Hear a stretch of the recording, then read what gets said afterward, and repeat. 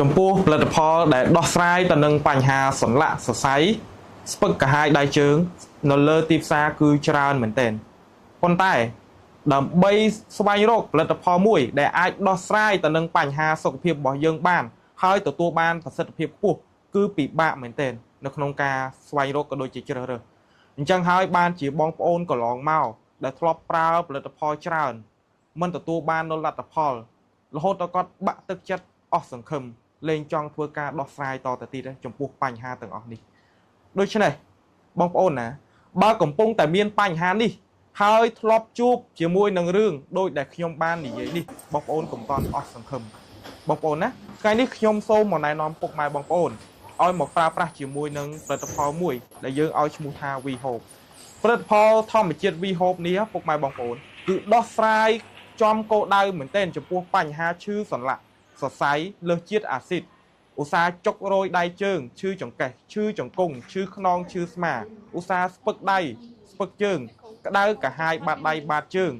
លន់សំឡេងនៅក្នុងសន្លាក់ឬសូរក្រេះក្រោះបងប្អូនឧស្សាហ៍ឈឺក្បាលចង្កុងឈឺចង្កេះឈឺខ្នងឈឺស្មាឧស្សាហ៍ចុករយបើនិយាយពីបាតដៃក៏ដូចជាបាតជើងវិញតាមកញ្ញាំដៃកញ្ញាំជើងគឺរឹងពិបាកនៅក្នុងការបត់បែនអញ្ចឹងបងប្អូនណាយក VHOPE យកទៅប្រើប្រាស់ចុះពិតជាមិនខុសបំណងទេហើយបងប្អូនឆ្ងល់ថា VHOPE នេះលោកគ្រូតិចប្រើទៅប៉ះពាល់សុខភាពឬមួយក៏អាចយើងដោះស្រាយទៅបានតែមួយទុក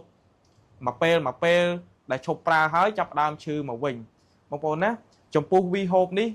គឺជាប្រភេទឱសថធម្មជាតិចំពោះ VHOPE នេះជាប្រភេទផលិតផលធម្មជាតិដូច្នេះវាមិនប៉ះពាល់ទៅដល់សុខភាពរបស់ពុកម៉ែបងប្អូនទេបងប្អូនខ្លាចថាប៉ះពាល់កាពះហ៎បាទសមាសធាតុផ្សំវាគឺមានម្សៅចេកខ្ចីនៅក្នុងហ្នឹងអញ្ចឹងគឺវាជួយកាពះពោះវៀនបងប្អូនអត់មានប៉ះពាល់ទេហើយមួយទៀតសោតក៏អត់មានសារធាតុស្តេរ៉ុយដែរដែលអាចធ្វើឲ្យបងប្អូនប្រសាទៅខ្លាចថាមានការឡើងហើមឬមួយក៏បាត់ការឈឺចុកចាប់រយៈពេលខ្លីអញ្ចឹងណាបងប្អូនអត់បាន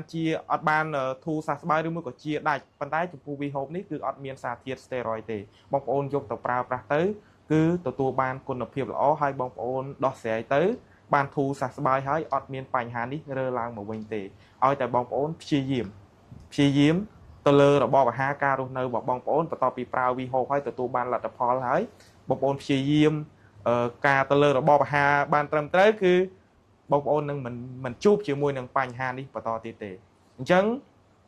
សម្រាប់ពុកម៉ែបងប្អូនដែលចង់បាន VHOPE យកទៅដោះស្រាយពុកម៉ែបងប្អូនអាចធ្វើការឆាតចូល page ក៏ដូចជាទំនាក់ទំនងមកកាន់រយៈលេខទូរស័ព្ទរបស់ខ្ញុំបាទផ្ទាល់ទាំង3ប្រព័ន្ធនៅលើអេក្រង់នេះបានអញ្ចឹងបើសិនជាមានសំណួរឬចម្ងល់កុំភ្លេចតាក់ទងមកខ្ញុំបាទសូមអរគុណ